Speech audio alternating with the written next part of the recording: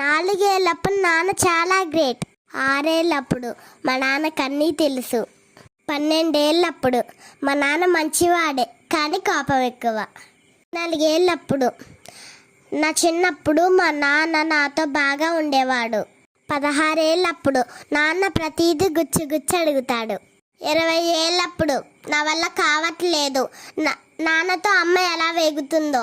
30 ఏళ్ళప్పుడు నా కొడుకల్లరి భరించలేకపోతున్నాను.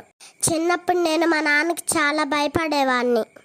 40 ఏళ్ళప్పుడు మా నాన్న నన్ను చాలా క్రమశిక్షణతో పెంచాడు. నా పిల్లలను కూడా అలానే పెంచుతాను.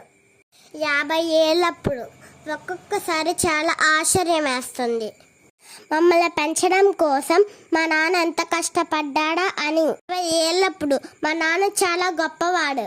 నాన్నను అర్థం చేసుకోవడానికి 60 ఏళ్ళు పట్టింది.